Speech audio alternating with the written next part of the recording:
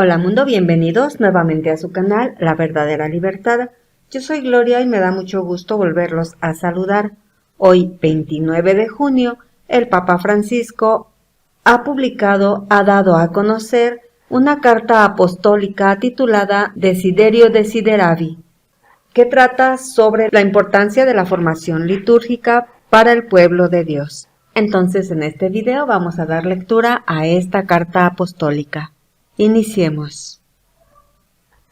Carta apostólica Desiderio Desideravi a los obispos, a los presbíteros y a los diáconos, a las personas consagradas y a todos los fieles laicos, sobre la formación litúrgica del pueblo de Dios.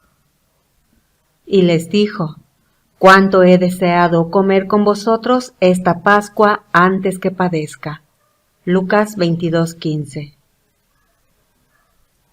Queridos hermanos y hermanas, con esta carta deseo llegar a todos, después de haber escrito a los obispos tras la publicación del motu proprio Traditionis Custodes, para compartir con vosotros algunas reflexiones sobre la liturgia, dimensión fundamental para la vida de la Iglesia.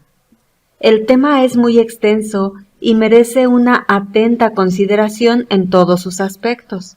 Sin embargo, con este escrito no pretendo tratar la cuestión de forma exhaustiva. Quiero ofrecer simplemente algunos elementos de reflexión para contemplar la belleza y la verdad de la celebración cristiana. La liturgia, el hoy de la salvación. Ardientemente he deseado comer esta Pascua con vosotros antes de padecer. Lucas 22:15. Las palabras de Jesús con las que inicia el relato de la Última Cena son el medio por el que se nos da la asombrosa posibilidad de vislumbrar la profundidad del amor de las personas de la Santísima Trinidad hacia nosotros. Pedro y Juan habían sido enviados a preparar lo necesario para poder comer la Pascua, pero mirándolo bien, toda la creación, toda la historia, que finalmente estaba a punto de revelarse como historia de salvación, es una gran preparación de aquella cena. Pedro y los demás están en esa mesa, inconscientes y sin embargo necesarios. Todo don, para ser tal, debe tener alguien dispuesto a recibirlo. En este caso, la desproporción entre la inmensidad del don y la pequeñez de quien lo recibe es infinita y no puede dejar de sorprendernos. Sin embargo, por la misericordia del Señor, el don se confía a los apóstoles para que sea llevado a todos los hombres. Nadie se ganó el puesto en esa cena, todos fueron invitados o, mejor dicho, atraídos por el deseo ardiente que Jesús tiene de comer esa Pascua con ellos. Él sabe que es el Cordero de esa Pascua, sabe que es la Pascua. Esta es la novedad absoluta de esa cena, la única y verdadera novedad de la historia que hace que esa cena sea única y por eso última, irrepetible. Sin embargo, su infinito deseo de restablecer esa comunión con nosotros que era y sigue siendo su proyecto original, no se podrá saciar hasta que todo hombre, de toda tribu, lengua, pueblo y nación, haya comido su cuerpo y bebido su sangre. Por eso, esa misma cena se hará presente en la celebración de la Eucaristía hasta su vuelta. El mundo todavía no lo sabe, pero todos están invitados al banquete de bodas del Cordero. Lo único que se necesita para acceder es el vestido nupcial de la fe que viene por medio de la escucha de su palabra. La Iglesia lo confecciona a medida, con la blancura de una vestidura lavada en la sangre del Cordero. No debemos tener ni un momento de descanso, sabiendo que no todos han recibido la invitación a la cena, o que otros la han olvidado o perdido en los tortuosos caminos de la vida de los hombres. Por eso he dicho que sueño con una opción misionera capaz de transformarlo todo, para que las costumbres, los estilos, los horarios, el lenguaje y toda estructura celestial se convierta en un cauce adecuado para la evangelización del mundo actual más que para la autopreservación, para que todos puedan sentarse a la cena del sacrificio del Cordero y vivir de él. Antes de nuestra respuesta a su invitación, mucho antes, está su deseo de nosotros. Puede que ni siquiera seamos conscientes de ello, pero cada vez que vamos a misa, el motivo principal es porque nos atrae el deseo que Él tiene de nosotros. Por nuestra parte, la respuesta posible, la ascesis más exigente es, como siempre, la de entregarnos a su amor, la de dejarnos atraer por Él. Ciertamente, nuestra comunión con el cuerpo y la sangre de Cristo ha sido deseada por Él en la última cena. El contenido del pan partido es la cruz de Jesús, su sacrificio en obediencia amorosa al Padre. Si no hubiéramos tenido la última cena, es decir, la anticipación ritual de su muerte, no habríamos podido comprender cómo la ejecución de su sentencia de muerte pudiera ser el acto de culto perfecto y agradable al Padre, el único y verdadero acto de culto. Unas horas más tarde, los apóstoles habrían podido ver en la cruz de Jesús, si hubieran soportado su peso, lo que significaba cuerpo entregado, sangre derramada. Y es de lo que hacemos memoria en cada Eucaristía. Cuando regresa resucitado de entre los muertos para partir el pan a los discípulos de Emaús y a los suyos que habían vuelto a pescar peces y no hombres en el lago de Galilea, ese gesto les abre los ojos, los cura de la ceguera provocada por el horror de la cruz, haciéndolos capaces de ver al resucitado, de creer en la resurrección. Si hubiésemos llegado a Jerusalén después de Pentecostés y hubiéramos sentido el deseo no sólo de tener noticias sobre Jesús de Nazaret, sino de volver a encontrarnos con Él, no habríamos tenido otra oportunidad que buscar a los suyos para escuchar sus palabras y ver sus gestos más vivos que nunca. No habríamos tenido otra oportunidad de un verdadero encuentro con Él, sino en la comunidad que celebra. Por eso, la Iglesia siempre ha custodiado como su tesoro más precioso el mandato del Señor: haced esto en memoria mía. Desde los inicios, la Iglesia ha sido consciente que no se trataba de una representación, ni siquiera sagrada, de la Cena del Señor. No habría tenido ningún sentido y a nadie se le habría ocurrido escenificar, más aún bajo la mirada de María, la Madre del Señor, ese excelso momento de la vida del Maestro.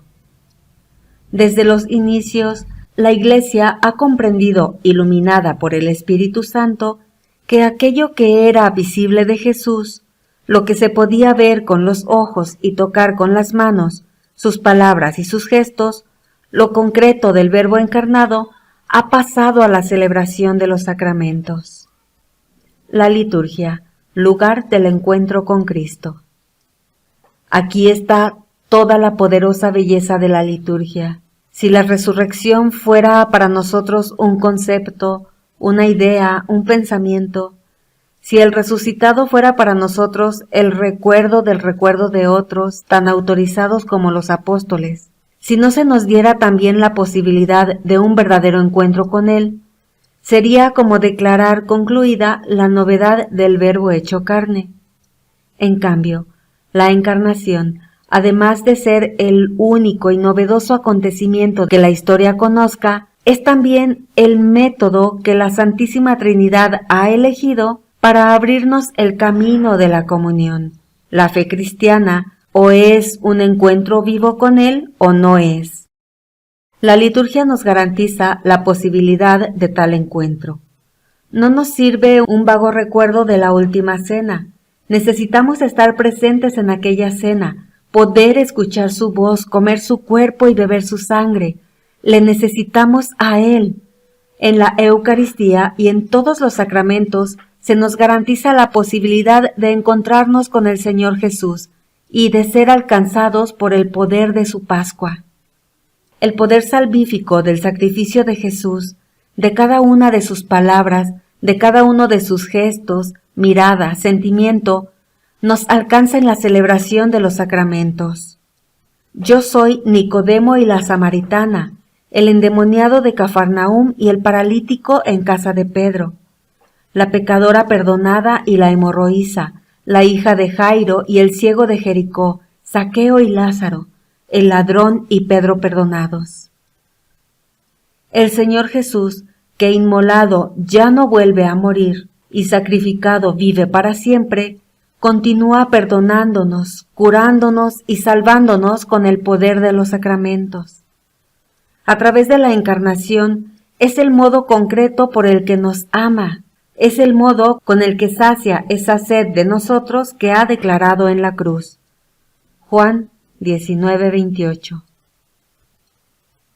Nuestro primer encuentro con su Pascua es el acontecimiento que marca la vida de todos nosotros, los creyentes en Cristo, nuestro bautismo. No es una adhesión mental a un pensamiento o la sumisión a un código de comportamiento impuesto por Él. Es la inmersión en su pasión, muerte, resurrección y ascensión. No es un gesto mágico. La magia es lo contrario a la lógica de los sacramentos, porque pretende tener poder sobre Dios, y por esa razón viene del tentador. En perfecta continuidad con la encarnación, se nos da la posibilidad, en virtud de la presencia y la acción del Espíritu, de morir y resucitar en Cristo. El modo en que acontece es conmovedor. La plegaria de bendición del agua bautismal nos revela que Dios creó el agua precisamente en vista del bautismo. Quiere decir que mientras Dios creaba el agua, pensaba en el bautismo de cada uno de nosotros, y este pensamiento le ha acompañado en su actuar a lo largo de la historia de la salvación, cada vez que, con un designio concreto, ha querido servirse del agua. Es como si, después de crearla, hubiera querido perfeccionarla para llegar a ser el agua del bautismo. Y por eso la ha querido colmar del movimiento de su espíritu que se cernía sobre ella, para que contuviera en germen el poder de santificar. La ha utilizado para regenerar a la humanidad en el diluvio, la ha dominado superándola para abrir una vía de liberación en el Mar Rojo. La ha consagrado en el Jordán, sumergiendo la carne del Verbo impregnada del Espíritu. Finalmente, la ha mezclado con la sangre de su Hijo, don del Espíritu inseparablemente unido al don de la vida y la muerte del Cordero inmolado por nosotros, y desde el costado traspasado, la ha derramado sobre nosotros. En esta agua fuimos sumergidos, para que, por su poder, pudiéramos ser injertados en el cuerpo de Cristo y con él resucitar a la vida inmortal. La Iglesia, sacramento del cuerpo de Cristo.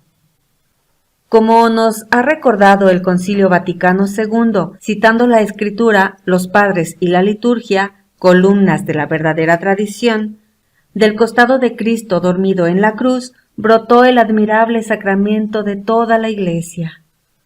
El paralelismo entre el primer y el nuevo Adán es sorprendente, así como del costado del primer Adán, tras haber dejado caer un letargo sobre él, Dios formó a Eva. Así, del costado del nuevo Adán, dormido en el sueño de la muerte, nace la nueva Eva, la Iglesia. El estupor está en las palabras que podríamos imaginar el nuevo Adán hace suyas mirando a la Iglesia. Esta sí es hueso de mis huesos y carne de mi carne. Por haber creído en la palabra y haber descendido en el agua del bautismo, nos hemos convertido en hueso de sus huesos y en carne de su carne. Sin esta incorporación no hay posibilidad de experimentar la plenitud del culto a Dios. De hecho, uno solo es el acto de culto perfecto y agradable al Padre, la obediencia del Hijo, cuya medida es su muerte en la cruz.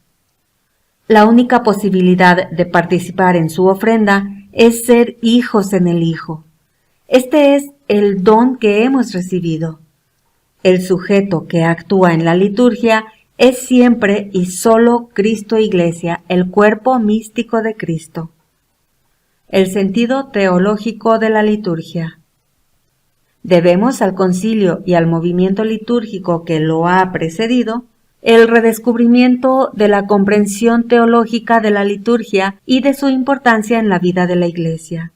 Los principios generales enunciados por la Sacrosanctum Concilium, así como fueron fundamentales para la Reforma, continúan siéndolo para la promoción de la participación plena, consciente, activa y fructuosa de la celebración, fuente primaria y necesaria, de donde han de beber los fieles el espíritu verdaderamente cristiano. Con esta carta quisiera simplemente invitar a toda la Iglesia a redescubrir, custodiar y vivir la verdad y la fuerza de la celebración cristiana. Quisiera que la belleza de la celebración cristiana y de sus necesarias consecuencias en la vida de la Iglesia no se vieran desfiguradas por una comprensión superficial y reductiva de su valor, o peor aún, por su instrumentalización al servicio de alguna visión ideológica, sea cual sea. La oración sacerdotal de Jesús en la última cena, para que todos sean uno, juzga todas nuestras divisiones en torno al pan partido, sacramento de piedad, signo de unidad, vínculo de caridad. He advertido en varias ocasiones sobre esta tentación peligrosa para la vida de la Iglesia, que es la mundanidad espiritual. He hablado de ella ampliamente en la exhortación Evangelii Gaudium, números del 93 al 97, identificando el gnosticismo y el neopelagianismo como los dos modos vinculados entre sí que la alimentan. El primero reduce la fe cristiana a un subjetivismo que encierra al individuo en la inmanencia de su propia razón o de sus sentimientos. El segundo anula el valor de la gracia para confiar solo en las propias fuerzas, dando lugar a un elitismo narcisista y autoritario, donde en lugar de evangelizar lo que se hace es analizar y clasificar a los demás, y en lugar de facilitar el acceso a la gracia, se gastan las energías en controlar. Estas formas distorsionadas del cristianismo pueden tener consecuencias desastrosas para la vida de la Iglesia. Resulta evidente, en todo lo que he querido recordar anteriormente, que la liturgia es, por su propia naturaleza, el antídoto más eficaz contra estos venenos. Evidentemente, hablo de la liturgia en su sentido teológico, y ya lo afirmaba Pío XII, no como un ceremonial decorativo o un mero conjunto de leyes y de preceptos que ordena el cumplimiento de los ritos. Si el gnosticismo nos intoxica con el veneno del subjetivismo, la celebración litúrgica nos libera de la prisión de una autorreferencialidad alimentada por la propia razón o sentimiento. La acción celebrativa no pertenece al individuo sino a Cristo Iglesia, a la totalidad de los fieles unidos en Cristo. La liturgia no dice yo, sino nosotros, y cualquier limitación a la amplitud de este nosotros es siempre demoníaca. La liturgia no nos deja solos en la búsqueda de un presunto conocimiento individual del misterio de Dios, sino que nos lleva de la mano, juntos como asamblea, para conducirnos al misterio que la palabra y los signos sacramentales nos revelan. Y lo hace en coherencia con la acción de Dios, siguiendo el camino de la encarnación a través del lenguaje simbólico del cuerpo, que se extiende a las cosas, al espacio y al tiempo. Redescubrir cada día la belleza de la verdad de la celebración cristiana. Si el neopelagianismo nos intoxica con la presunción de una salvación ganada con nuestras fuerzas, la celebración litúrgica nos purifica proclamando la gratuidad del don de la salvación recibida en la fe. Participar en el sacrificio eucarístico no es una conquista nuestra como si pudiéramos presumir de ello ante Dios y ante nuestros hermanos.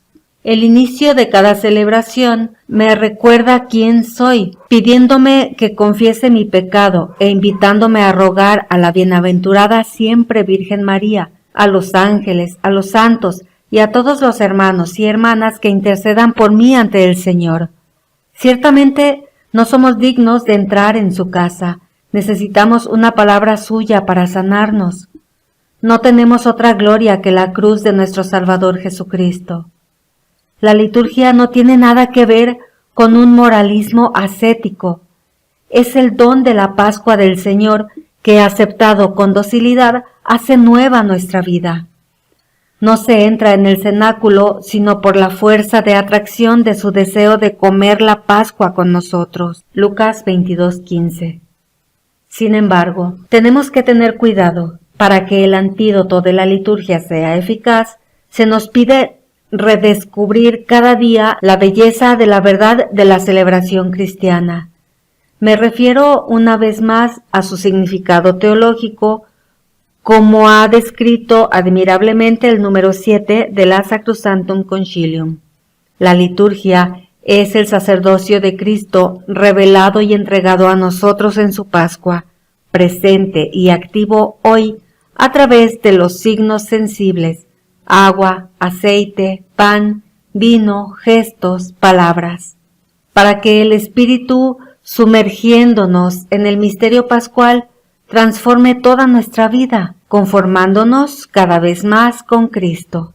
El redescubrimiento continuo de la belleza de la liturgia no es la búsqueda de un esteticismo ritual que se complace solo en el cuidado de la formalidad exterior de un rito o se satisface con una escrupulosa observancia de las rúbricas. Evidentemente, esta afirmación no pretende avalar de ningún modo la actitud contraria que confunde lo sencillo con una dejadez banal, lo esencial con la superficialidad ignorante, lo concreto de la acción ritual con un funcionalismo práctico exagerado. Seamos claros.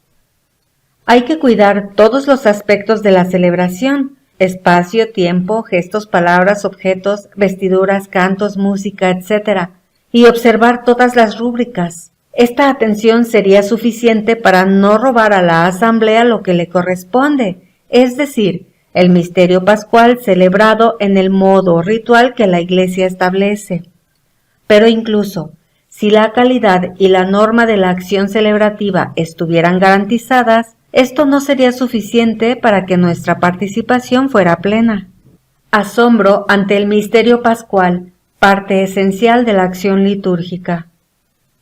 Si faltara el asombro por el misterio pascual que se hace presente en la concreción de los signos sacramentales, podríamos correr el riesgo de ser realmente impermeables al océano de gracia que inunda cada celebración. No bastan los esfuerzos, aunque loables, para una mejor calidad de la celebración, ni una llamada a la interioridad. Incluso esta corre el riesgo de quedar reducida a una subjetividad vacía si no se acoge la revelación del misterio cristiano. El encuentro con Dios no es fruto de una individual búsqueda interior, sino que es un acontecimiento regalado. Podemos encontrar a Dios por el hecho novedoso de la encarnación, que en la última cena llega al extremo de querer ser comido por nosotros. ¿Cómo se nos puede escapar lamentablemente la fascinación por la belleza de este don? Cuando digo asombro ante el misterio pascual, no me refiero en absoluto a lo que me parece se quiere expresar con la vaga expresión sentido del misterio. A veces, entre las supuestas acusaciones contra la reforma litúrgica está la de haberlo, se dice, eliminado de la celebración. El asombro del que hablo no es una especie de desorientación ante una realidad oscura o un rito enigmático, sino que es, por el contrario, admiración ante el hecho de que el plan salvífico de Dios nos haya sido revelado en la Pascua de Jesús, cuya eficacia sigue llegándonos en la celebración de los misterios, es decir, de los sacramentos. Sin embargo, sigue siendo cierto que la plenitud de la revelación tiene en comparación con nuestra finitud humana un exceso que nos trasciende y que tendrá su cumplimiento al final de los tiempos, cuando vuelva el Señor. Si el asombro es verdadero, no hay ningún riesgo de que se nos perciba la alteridad de la presencia de Dios, incluso en la cercanía que la Encarnación ha querido. Si la Reforma hubiera eliminado ese sentido de misterio, más que una acusación sería un mérito. La belleza, como la verdad, siempre genera asombro, y cuando se refiere al misterio de Dios, conduce a la adoración.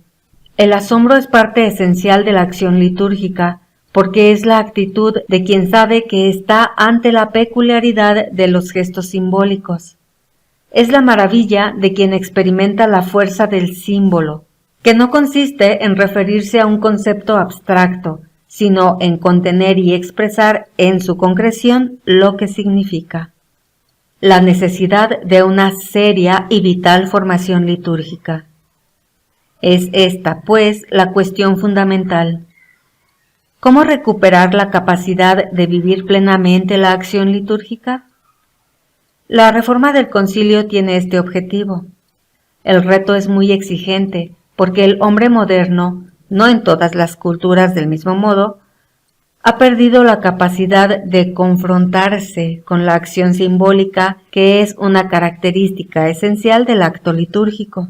La posmodernidad, en la que el hombre se siente aún más perdido, sin referencias de ningún tipo, desprovisto de valores, porque se han vuelto indiferentes, huérfano de todo, en una fragmentación en la que parece imposible un horizonte de sentido, sigue cargando con la pesada herencia que nos dejó la época anterior, hecha de individualismo y subjetivismo, que recuerdan, una vez más, al pelagianismo y al gnosticismo, así como por un espiritualismo abstracto que contradice la naturaleza misma del hombre, espíritu encarnado y, por tanto, en sí mismo capaz de acción y comprensión simbólica.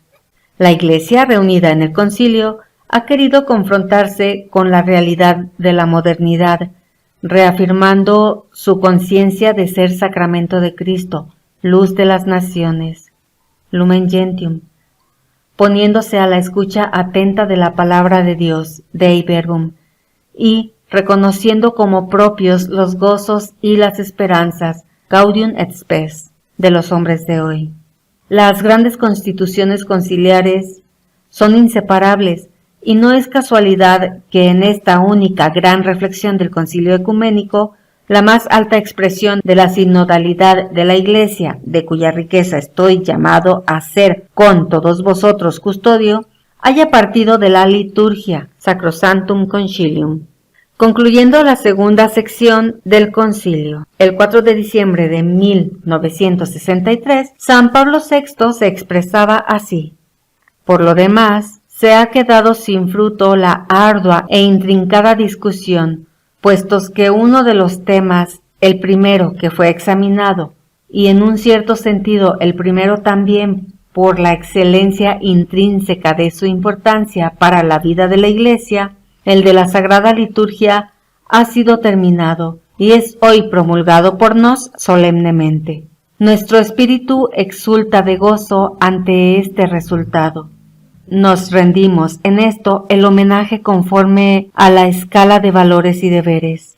Dios en el primer puesto, la oración, nuestra primera obligación, la liturgia, la primera fuente de la vida divina que se nos comunica, la primera escuela de nuestra vida espiritual, el primer don que podemos hacer al pueblo cristiano que con nosotros cree y ora, y la primera invitación al mundo para que desate en oración dichosa y veraz su lengua muda y sienta el inefable poder regenerador de cantar con nosotros las alabanzas divinas y las esperanzas humanas, por Cristo Señor en el Espíritu Santo. En esta carta no puedo detenerme en la riqueza de cada una de las expresiones que dejo a vuestra meditación. Si la liturgia es la cumbre a la cual tiende la acción de la Iglesia, y al mismo tiempo la fuente de donde emana toda su fuerza, comprendemos bien lo que está en juego en la cuestión litúrgica. Sería banal leer las tensiones, desgraciadamente presentes en torno a la celebración, como una simple divergencia entre diferentes sensibilidades sobre una forma ritual. La problemática es, ante todo, eclesiológica. No veo cómo se puede decir que se reconoce la validez del concilio, aunque me sorprende un poco que un católico pueda presumir de no hacerlo y no aceptar la reforma litúrgica nacida de la Sacrosanctum Concilium, que expresa la realidad de la liturgia en íntima conexión con la visión de la Iglesia descrita admirablemente por la Lumen Gentium. Por ello, como expliqué en la carta enviada a todos los obispos, me sentí en el deber de afirmar que los libros litúrgicos promulgados por los santos pontífices Pablo VI y Juan Pablo II, en conformidad con los decretos del Concilio Vaticano II, como única expresión de la lex orandi del rito romano. La no aceptación de la reforma, así como la comprensión superficial de la misma, nos distrae de la tarea de encontrar las respuestas a la pregunta que repito: ¿cómo podemos creer en la capacidad de vivir plenamente la acción litúrgica? ¿Cómo podemos seguir asombrándonos de lo que ocurre ante nuestros ojos en la celebración? Necesitamos una formación litúrgica seria y vital. Volvamos de nuevo al cenáculo de Jerusalén. En la mañana de Pentecostés nació la Iglesia, célula inicial de la nueva humanidad. Solo la comunidad de hombres y mujeres reconciliados porque han sido perdonados, vivos porque Él está vivo, verdaderos porque están habitados por el Espíritu de la verdad, pueden abrir el angosto espacio del individualismo espiritual. Es la comunidad de Pentecostés la que puede partir el pan con la certeza de que el Señor está vivo, resucitado de entre los muertos, presente con su palabra, con sus gestos, con la ofrenda de su cuerpo y de su sangre. Desde aquel momento, la celebración se convierte en el lugar privilegiado, no el único, del encuentro con Él. Sabemos que, solo gracias a este encuentro, el hombre llega a ser plenamente hombre. Solo la Iglesia de Pentecostés puede concebir al hombre como persona, abierto a una relación plena con Dios, con la creación y con los hermanos. Aquí se plantea la cuestión decisiva de la formación litúrgica. Dice Guardini, así se perfila también la primera tarea práctica. Sostenidos por esta transformación interior de nuestro tiempo, debemos aprender nuevamente a situarnos ante la relación religiosa como hombres en sentido pleno. Esto es lo que hace posible la liturgia. En esto es en lo que nos debemos formar. El propio Guardini no duda en afirmar que sin formación litúrgica las reformas en el rito y en el texto no sirven de mucho. No pretendo ahora tratar exhaustivamente el riquísimo tema de la formación litúrgica. Solo quiero ofrecer algunos puntos de reflexión. Creo que podemos distinguir dos aspectos: la formación para la liturgia y la formación desde la liturgia. El primero está en función del segundo, que es esencial. Es necesario encontrar cauces para una formación como estudio de la liturgia. A partir del movimiento litúrgico se ha hecho mucho en este sentido, con valiosas aportaciones de muchos estudios e instituciones académicas. Sin embargo, es necesario difundir este conocimiento fuera del ámbito académico de forma accesible, para que todo creyente crezca en el conocimiento del sentido teológico de la liturgia. Esta es la cuestión decisiva y fundante de todo conocimiento y de toda práctica litúrgica. Así como en el desarrollo de la celebración cristiana, adquiriendo la capacidad de comprender los textos eucológicos, los dinamismos rituales y su valor antropológico. Pienso en la normalidad de nuestras asambleas que se reúnen para celebrar la Eucaristía el Día del Señor, domingo tras domingo, Pascua tras Pascua, en momentos concretos de la vida de las personas y de las comunidades. en diferentes edades de la vida. Los ministros ordenados realizan una acción pastoral de primera importancia cuando llevan de la mano a los fieles bautizados para conducirlos a la repetida experiencia de la Pascua. Recordemos siempre que es la Iglesia el cuerpo de Cristo. El sujeto celebrante no solo es el sacerdote. El conocimiento que previene del estudio es solo el primer paso para poder entrar en el misterio celebrado. Es evidente que para poder guiar a los hermanos y a las hermanas, los ministros que presiden la asamblea deben conocer el camino, tanto por haberlo estudiado en el mapa de la ciencia teológica, como por haberlo frecuentado en la práctica de una experiencia de fe viva, alimentada por la oración, ciertamente no solo como un compromiso que cumplir. En el día de la ordenación, todo presbítero siente decir a su obispo: considera lo que realizas y emite lo que conmemoras, y conforma tu vida con el misterio de la cruz del Señor. La configuración del estudio de la liturgia en los seminarios debe tener en cuenta también la extraordinaria capacidad que la celebración tiene en sí misma para ofrecer una visión orgánica del conocimiento teológico. Cada disciplina de la teología, desde su propia perspectiva, debe mostrar su íntima conexión con la liturgia, en virtud de la cual se revela y realiza la unidad de la formación sacerdotal. Una configuración litúrgico-sapiencial de la formación teológica en los seminarios tendría ciertamente efectos positivos, también en la acción pastoral. No hay ningún aspecto de la vida eclesial que no encuentre su culmen y su fuente en ella.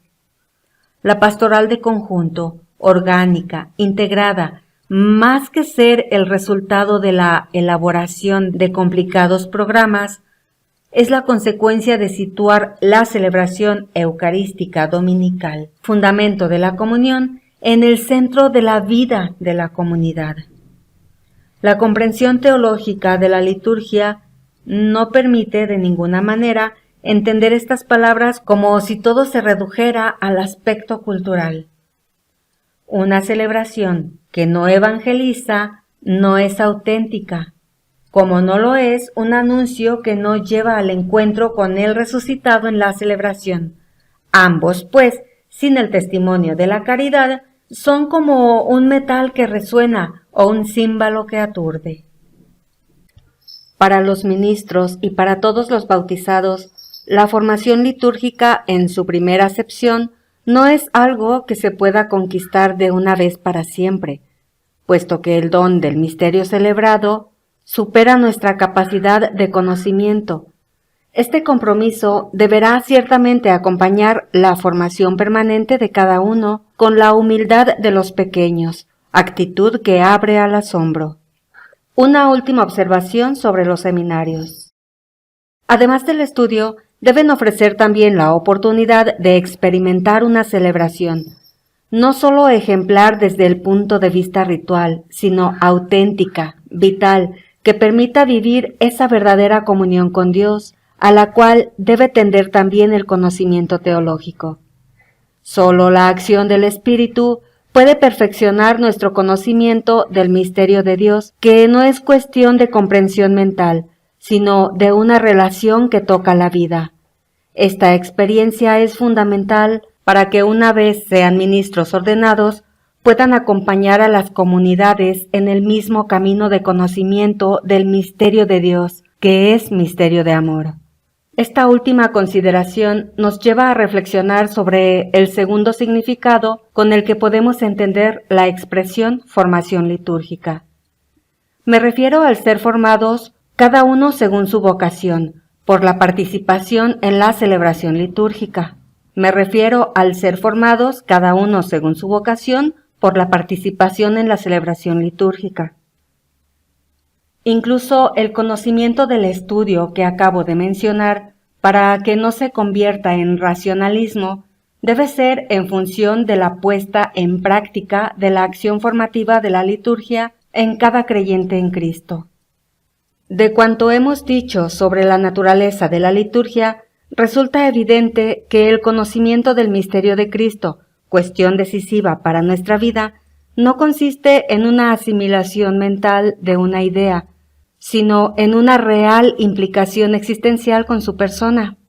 En este sentido, la liturgia no tiene que ver con el conocimiento, y su finalidad no es primordialmente pedagógica, aunque tiene un gran valor pedagógico, ver Sacrosanctum Concilium número 33, sino que es la alabanza, la acción de gracias por la Pascua del Hijo, cuya fuerza salvadora llega a nuestra vida. La salvación tiene que ver con la realidad de nuestro ser dóciles a la acción del Espíritu que actúa en ella hasta que Cristo se forme en nosotros. La plenitud de nuestra formación es la confirmación con Cristo. Repito, no se trata de un proceso mental y abstracto, sino de llegar a ser Él.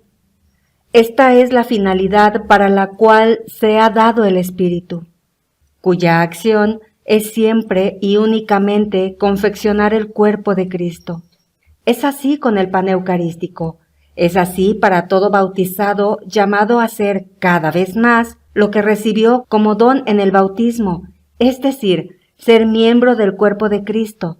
León Magno escribe: nuestra participación en el cuerpo y la sangre de Cristo no tiende a otra cosa sino a convertirnos en lo que comemos. Esta implicación existencial tiene lugar en continuidad y coherencia con el método de la encarnación por vía sacramental. La liturgia está hecha de cosas que son exactamente lo contrario de abstracciones espirituales: pan, vino, aceite, agua, perfume, fuego, ceniza, piedra, tela, colores, cuerpo, palabras, sonidos, gestos, espacio, movimiento, acción, orden, tiempo, luz. Toda la creación es manifestación del amor de Dios, desde que ese mismo amor se ha manifestado en plenitud en la cruz de Jesús. Toda la creación es atraída por Él. Es toda la creación la que es asumida para ser puesta al servicio del encuentro con el Verbo encarnado, crucificado, muerto, resucitado, ascendido al Padre. Así como canta la plegaria sobre el agua para la fuente bautismal, al igual que la del aceite para el sagrado crisma y las palabras de la presentación del pan y vino, frutos de la tierra y del trabajo del hombre. La liturgia da gloria a Dios, no porque podamos añadir algo a la belleza de la luz inaccesible en la que Él habita, o a la perfección del canto angélico que resuena eternamente en las moradas celestiales. La liturgia da gloria a Dios porque nos permite aquí en la tierra ver a Dios en la celebración de los misterios, y al verlo revivir por su Pascua, nosotros que estábamos muertos por los pecados, hemos revivido por la gracia con Cristo. Somos la Iglesia de Dios. Irineo, Doctor Unitatis, nos lo recuerda. La gloria de Dios es el hombre vivo, y la vida del hombre consiste en la versión de Dios. Si ya la revelación de Dios a través de la creación da vida a todos los seres que viven en la tierra, cuanto más la manifestación del Padre a través del Verbo es causa de vida para los que ven a Dios. Guardini escribe: con esto se delinea la primera tarea del trabajo de la formación litúrgica. El hombre ha de volver a ser capaz de símbolos. Esta tarea concierne a todos, ministros ordenados y fieles. La tarea no es fácil, porque el hombre moderno es analfabeto. Ya no sabe leer los símbolos, apenas conoce de su existencia. Esto también ocurre con el símbolo de nuestro cuerpo. Es un símbolo porque es la unión íntima del cuerpo y del alma, visibilidad del alma espiritual en el orden de lo corpóreo, y en ello consiste la unicidad humana, la especificidad de la persona irreductible a cualquier otra forma de ser vivo. Nuestra apertura a lo trascendente, a Dios, es constitutiva. No reconocerla nos lleva inevitablemente a un no conocimiento, no solo de Dios, sino también de nosotros mismos. No hay más que ver la forma paradójica en que se trata al cuerpo, o bien tratado casi obsesivamente en pos del mito de la eterna juventud, o bien reducido a una materialidad a la cual se le niega toda dignidad. El hecho es que no se puede dar valor al cuerpo solo desde el cuerpo. Todo símbolo es a la vez poderoso y frágil. Si no se respeta, si no se trata como lo que es, se rompe, pierde su fuerza, se vuelve insignificante. Ya no tenemos la mirada de San Francisco, que miraba al sol, al que llamaba hermano, porque así lo sentía. Lo veía bello y radiante, con grande esplendor, y lleno de asombro cantaba. De te altissimo porta significatione. Haber perdido la capacidad de comprender el valor simbólico del cuerpo y de toda criatura hace que el lenguaje simbólico de la liturgia sea casi inaccesible para el hombre moderno. No se trata, sin embargo, de renunciar a ese lenguaje. No se puede renunciar a él porque es el que la Santísima Trinidad ha elegido para llegar a nosotros en la carne del Verbo. Se trata más bien de recuperar la capacidad de plantear y comprender los símbolos de la liturgia. No hay que desesperar, porque en el hombre esta dimensión, como acabo de decir, es constitutiva, y a pesar de los males del materialismo y del espiritualismo, ambos negación de la unidad cuerpo y alma, está siempre dispuesta a reaparecer con toda verdad. Entonces, la pregunta que nos hacemos es, ¿cómo volver a ser capaces de símbolos? ¿Cómo volver a saber leerlos para vivirlos? Sabemos muy bien que la celebración de los sacramentos es, por la gracia de Dios, eficaz en sí misma, ex opere operato, pero esto no garantiza una plena implicación de las personas sin un modo adecuado de situarse frente al lenguaje de la celebración. La lectura simbólica no es una cuestión de conocimiento mental, de adquisición de conceptos, sino una experiencia vital. Ante todo, debemos recuperar la confianza en la creación. Con esto quiero decir que las cosas con las cuales se hacen los sacramentos vienen de Dios. Están orientadas a Él y han sido asumidas por Él, especialmente con la encarnación, para que pudieran convertirse en instrumentos de salvación, vehículos del Espíritu, canales de gracia. Aquí se advierte la distancia, tanto de la visión materialista como espiritualista. Si las cosas creadas son parte irreconocible de la acción sacramental que lleva a cabo nuestra salvación, debemos situarnos ante ellas con una mirada nueva, no superficial, respetuosa, agradecida. Desde el principio contienen la semilla de la gracia santificante de los sacramentos. Otra cuestión decisiva, reflexionando de nuevo sobre cómo nos forma la liturgia, es la educación necesaria para adquirir la actitud interior que nos permita situar y comprender los símbolos litúrgicos. Lo expreso de forma sencilla. Pienso en los padres y más aún en los abuelos, pero también en nuestros párrocos y catequistas. Muchos de nosotros aprendimos de ellos el poder de los gestos litúrgicos, como la señal de la cruz, el arrodillarse o las fórmulas de nuestra fe. Quizás puede que no tengamos un vivo recuerdo de ello, pero podemos imaginar fácilmente el gesto de una mano más grande que toma la pequeña mano de un niño y acompañándola lentamente mientras traza, por primera vez, la señal de nuestra salvación. El movimiento va acompañado de las palabras, también lentas, como para apropiarse de cada instante de ese gesto, de todo el cuerpo, en el nombre del Padre, y del Hijo, y del Espíritu Santo. Amén. Para después soltar la mano del niño, y dispuesto a acudir en su ayuda, ver cómo repite él solo ese gesto ya entregado, como si fuera un hábito que crecerá con él, vistiéndolo de la manera que solo el Espíritu conoce.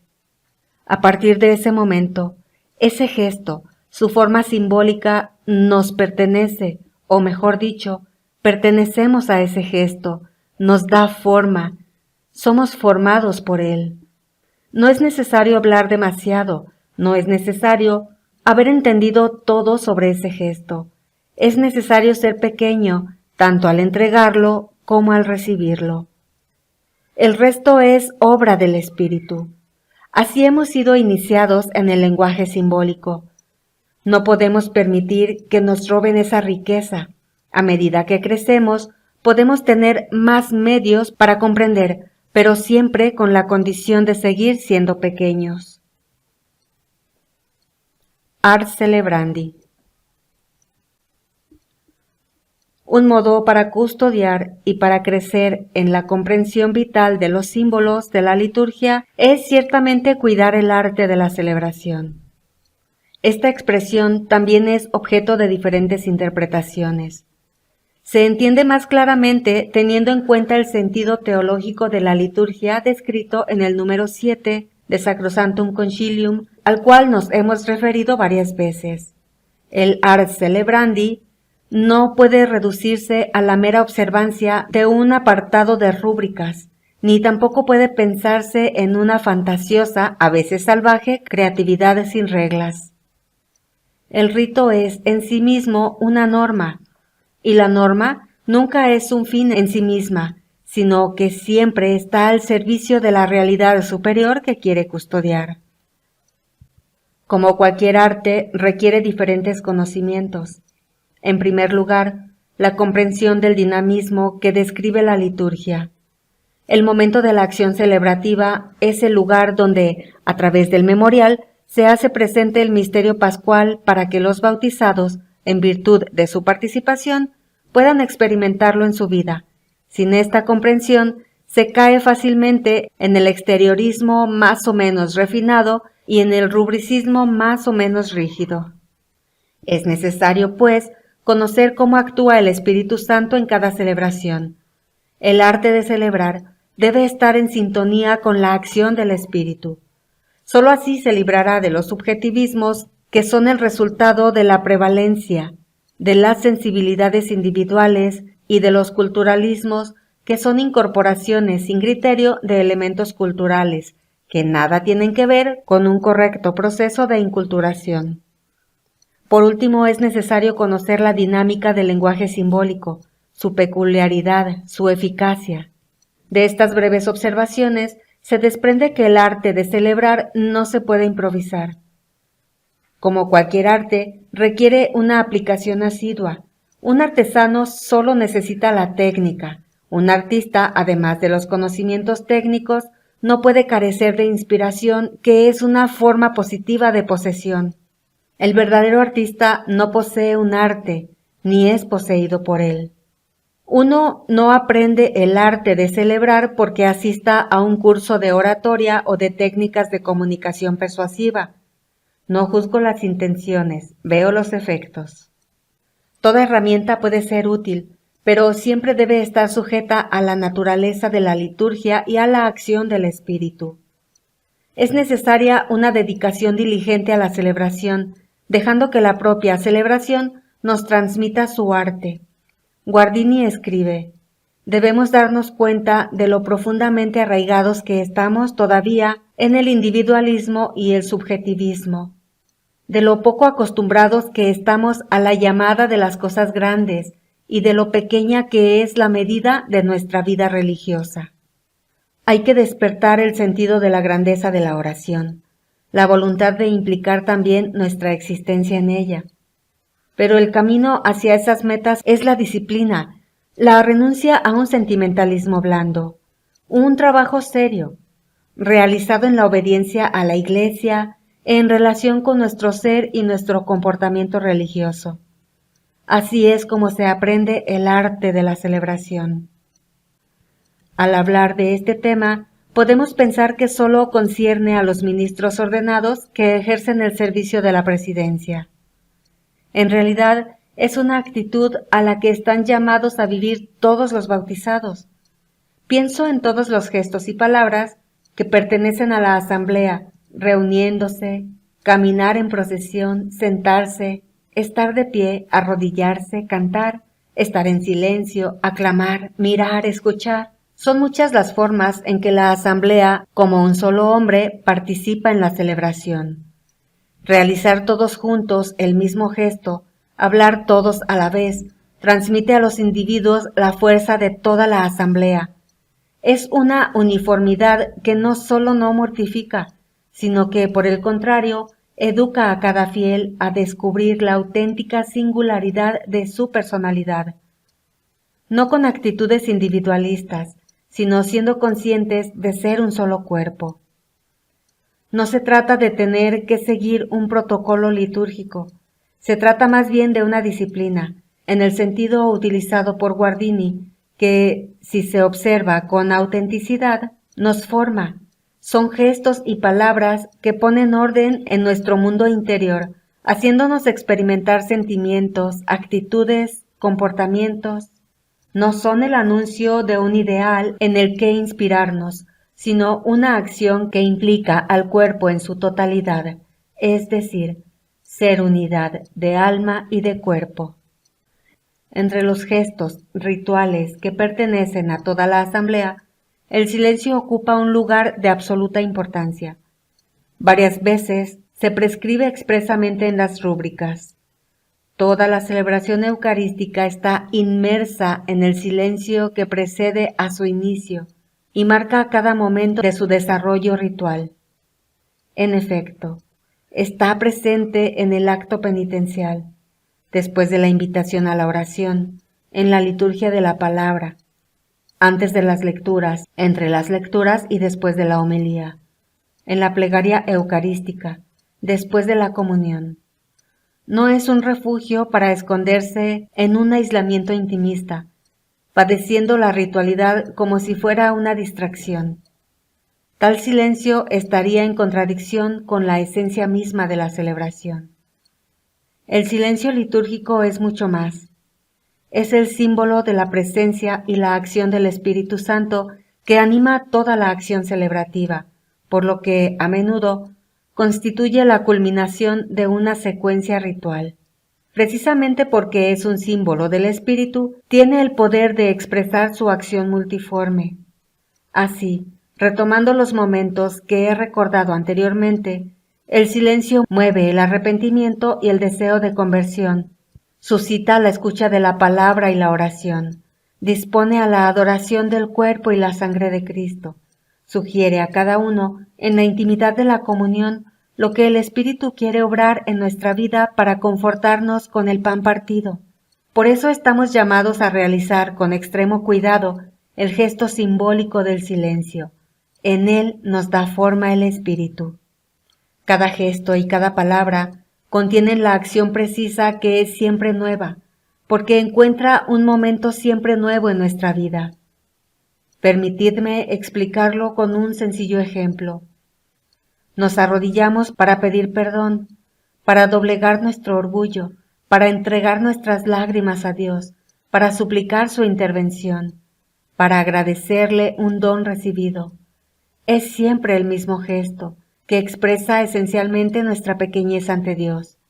Sin embargo, realizado en diferentes momentos de nuestra vida, modela nuestra profunda interioridad y posteriormente se manifiesta externamente en nuestra relación con Dios y con nuestros hermanos. Arrodillarse debe hacerse también con arte, es decir, con plena conciencia de su significado simbólico y de la necesidad que tenemos de expresar mediante este gesto nuestro modo de estar en presencia del Señor. Si todo esto es cierto para este simple gesto, cuánto más para la celebración de la palabra. ¿Qué arte estamos llamados a aprender al proclamar la palabra, al escucharla, al hacer la inspiración de nuestra oración, al hacerla que se haga vida? Todo ello merece el máximo cuidado, no formal, exterior, sino vital, interior. Porque cada gesto y cada palabra de la celebración expresada con arte forma la personalidad cristiana del individuo y de la comunidad. Si bien es cierto que el ars celebrandi concierne a toda la asamblea que celebra, no es menos cierto que los ministros ordenados deben cuidarlo especialmente. Visitando comunidades cristianas, he comprobado a menudo que su forma de vivir la celebración está condicionada, para bien o desgraciadamente también para mal, por la forma en que su párroco preside la asamblea. Podríamos decir que existen diferentes modelos de presidencia.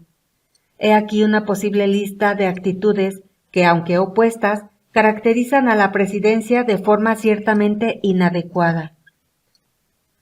Rigidez austera o creatividad exagerada.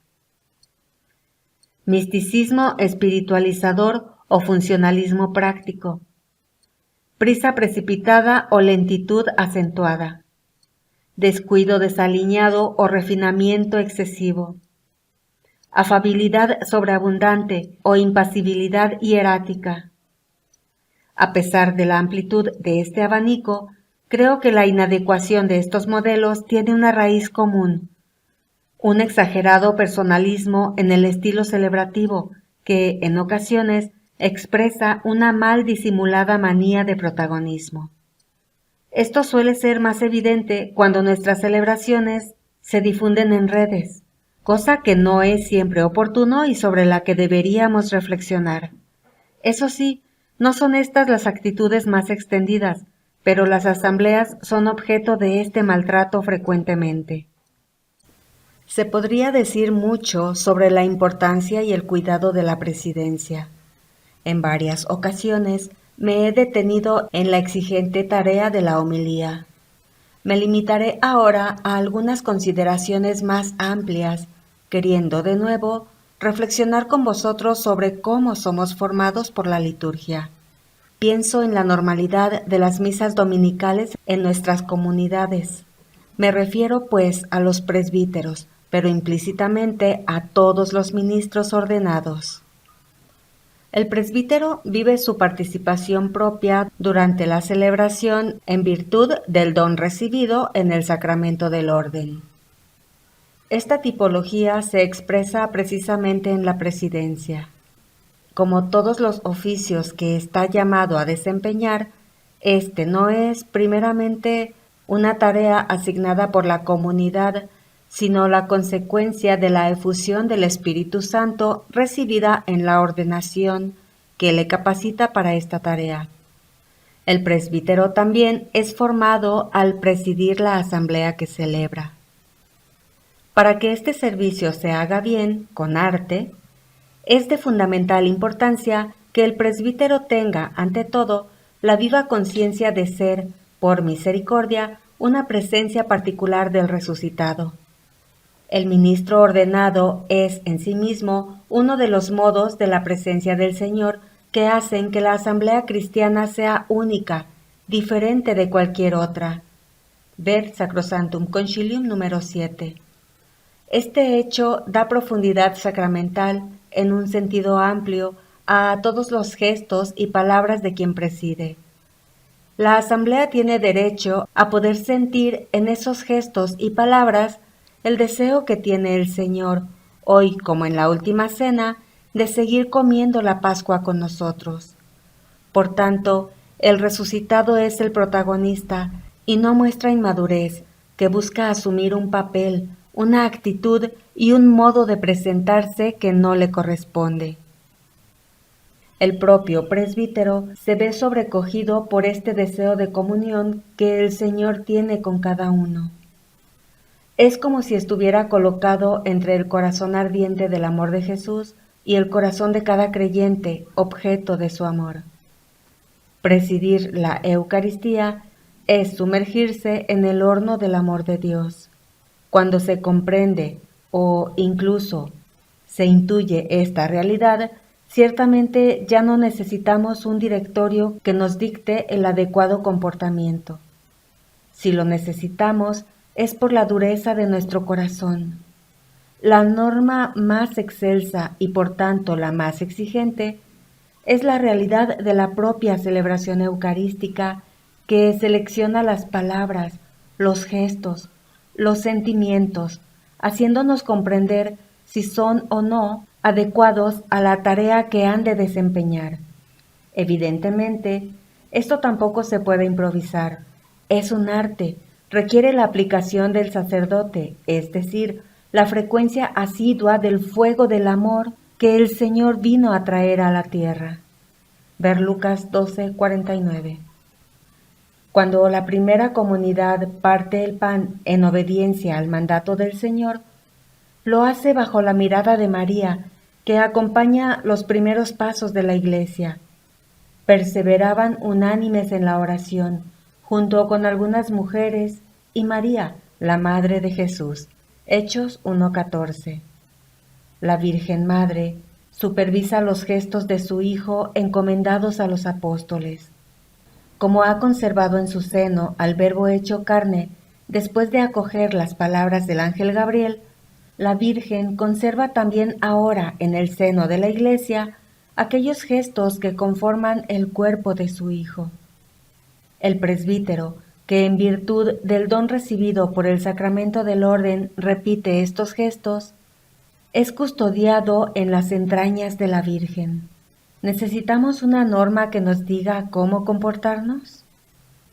Convertidos en instrumentos para que arda en la tierra el fuego de su amor, custodiados por las entrañas de María, Virgen hecha Iglesia, como canta San Francisco, los presbíteros se dejan modelar por el Espíritu que quiere llevar a término la obra que comenzó en su ordenación. La acción del Espíritu les ofrece la posibilidad de ejercer la presidencia de la Asamblea Eucarística con el temor de Pedro, consciente de su condición de pecador, ver Lucas 5, del 1 al 11. Con la humildad fuerte del siervo sufriente, ver Isaías 42 y siguientes. Con el deseo de ser comido por el pueblo que se les confía en el ejercicio diario de su ministerio. La propia celebración educa a esta cualidad de la presidencia. Repetimos, no es una adhesión mental, aunque toda nuestra mente, así como nuestra sensibilidad, estén implicadas en ella. El presbítero está, por tanto, formado para presidir mediante las palabras y los gestos que la liturgia pone en sus labios y en sus manos. No se sienta en un trono porque el Señor reina con la humildad de quien sirve. No roba la centralidad del altar, signo de Cristo, de cuyo lado, traspasado en la cruz, brotó sangre y agua, inicio de los sacramentos de la Iglesia y centro de nuestra alabanza y acción de gracias. Al acercarse al altar para la ofrenda, se enseña al presbítero la humildad y arrepentimiento con las palabras: acepta, Señor, nuestro corazón contrito y nuestro espíritu humilde. Que este sea hoy nuestro sacrificio y que sea agradable en tu presencia, Señor Dios nuestro. No puede presumir de sí mismo por el ministerio que se le ha confiado, porque la liturgia le invita a pedir ser purificado con el signo del agua. Lava del todo mi delito, Señor, y limpia mi pecado. Las palabras que la liturgia pone en sus labios tienen distintos significados que requieren tonalidades específicas. Por la importancia de estas palabras, se pide al presbítero un verdadero ars dicendi. Estas dan forma a sus sentimientos interiores, ya sea en la súplica al Padre en el nombre de la Asamblea, como en la exhortación dirigida a la Asamblea, así como en las aclamaciones junto con toda la Asamblea. Con la plegaria eucarística, en la que participan también todos los bautizados, escuchando con reverencia y silencio e interviniendo con aclamaciones, el que preside tiene la fuerza, en nombre de todo el pueblo santo, de recordar al Padre la ofrenda de su Hijo en la última cena, para que ese inmenso don se haga de nuevo presente en el altar. Participa en esa ofrenda con la ofrenda de sí mismo. El presbítero no puede hablar al Padre de la última cena sin participar en ella. No puede decir: tomad y comed todos de él, porque esto es mi cuerpo que será entregado por vosotros, y no vivir el mismo deseo de ofrecer su propio cuerpo, su propia vida por el pueblo a él confiado. Esto es lo que ocurre en el ejercicio de su ministerio. El presbítero es formado continuamente con la acción celebrativa por todo esto y mucho más. He querido ofrecer simplemente algunas reflexiones que ciertamente no agotan el inmenso tesoro de la celebración de los santos misterios. Pido a todos los obispos, presbíteros y diáconos, a los formadores de los seminarios, a los profesores de las facultades teológicas y de las escuelas de teología, y a todos los catequistas, que ayuden al pueblo santo de Dios a beber de la que siempre ha sido la fuente principal de la espiritualidad cristiana. Estamos continuamente llamados a redescubrir la riqueza de los principios generales expuestos en los primeros números de la Sacrosanctum Concilium, compartiendo el íntimo vínculo entre la primera constitución conciliar y todas las demás. Por eso no podemos volver a esa forma ritual que los padres conciliares, cum Petro y sub Petro, sintieron la necesidad de reformar, aprobando, bajo la guía del Espíritu y según su conciencia de pastores, los principios de los que nació la Reforma. Los santos pontífices Pablo VI y Juan Pablo II, al aprobar los libros litúrgicos reformados ex decreto Sacrosancti del Concilio Ecuménico Vaticano II, garantizaron la fidelidad de la Reforma al Concilio. Por eso escribí Traditionis Custodes, para que la Iglesia pueda elevar en la variedad de lenguas una única e idéntica oración capaz de expresar su unidad. Esta unidad, que como ya he escrito, pretendo ver restablecida en toda la Iglesia del rito romano. Quisiera que esta carta nos ayudara a reavivar el asombro por la belleza de la verdad, de la celebración cristiana, a recordar la necesidad de una auténtica formación litúrgica y a reconocer la importancia de un arte de la celebración que esté al servicio de la verdad del misterio pascual y de la participación de todos los bautizados, cada uno con la especificidad de su vocación. Toda esta riqueza no está lejos de nosotros, está en nuestras iglesias, en nuestras fiestas cristianas, en la centralidad del domingo, en la fuerza de los sacramentos que celebramos. La vida cristiana es un continuo camino de crecimiento. Estamos llamados a dejarnos formar con alegría y en comunión. Por eso me gustaría dejaros una indicación más para proseguir en nuestro camino. Os invito a redescubrir el sentido del año litúrgico y del Día del Señor. También esto es una consigna del concilio. Ver Sacrosanctum Concilium, números del 102 al 111. A la luz de lo que hemos recordado anteriormente, entendemos que el año litúrgico es la posibilidad de crecer en el conocimiento del misterio de Cristo, sumergiendo nuestra vida en el misterio de su Pascua mientras esperamos su vuelta. Se trata de una verdadera formación continua. Nuestra vida no es una sucesión casual o caótica de acontecimientos, sino un camino que, de Pascua en Pascua, nos conforma a Él mientras esperamos la gloriosa venida de nuestro Señor Jesucristo. En el correr del tiempo, renovado por la Pascua, cada 8 días la Iglesia celebra en el domingo el acontecimiento de la salvación. El domingo, antes de ser un precepto, es un regalo que Dios hace a su pueblo. Por eso la Iglesia lo protege con un precepto. La celebración dominical ofrece a la comunidad cristiana la posibilidad de formarse por medio de la Eucaristía. De domingo a domingo, la palabra del resucitado ilumina nuestra existencia, queriendo realizar en nosotros aquello para lo que ha sido enviada. Ver Isaías 55 del 10 al 11. De domingo a domingo, la comunión en el cuerpo y la sangre de Cristo quiere hacer también de nuestra vida un sacrificio agradable al Padre, en la comunión fraterna que se transforma en compartir, acoger, servir. De domingo a domingo, la fuerza del pan partido nos sostiene en el anuncio del Evangelio, en el que se manifiesta la autenticidad de nuestra celebración. Abandonemos las polémicas para escuchar juntos lo que el Espíritu dice a la Iglesia.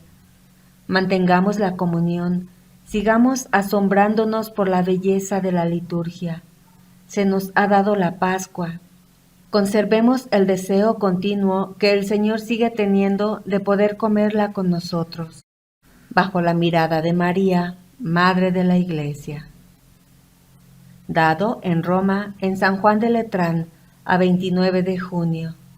Solemnidad de los santos Pedro y Pablo, apóstoles, del año 2022, 10º de mi pontificado. Carta apostólica Desiderio Desideravi. Firma Francisco. Tiemble el hombre por entero, estremézcase el mundo todo, y exulte el cielo cuando Cristo, el Hijo de Dios vivo, se encuentra sobre el altar en manos del sacerdote. Oh celsitud admirable y condescendencia asombrosa, oh sublime humildad, oh humilde sublimidad, que el Señor del universo, Dios e Hijo de Dios, se humilla hasta el punto de esconderse para nuestra salvación bajo una pequeña forma de pan. Mirad, hermanos, la humildad de Dios, y derramad ante Él vuestros corazones. Humillaos también vosotros, para ser enaltecidos por Él. En conclusión, nada de vosotros retengáis para vosotros mismos, a fin de enteros os reciba el que todo entero se os entrega. San Francisco de Asís, carta a toda la orden. Carta apostólica Desiderio Desideravi del Santo Padre Francisco. Gracias por acompañarme en la lectura de este documento. Los invito a que compartan este video, que lo vean con sus grupos, que se detengan en cada punto y lo vayan estudiando y reflexionando, resaltando lo que el Santo Padre Francisco nos dice y nos recomienda de tener una formación litúrgica adecuada. Gracias y hasta pronto. Que Dios los bendiga.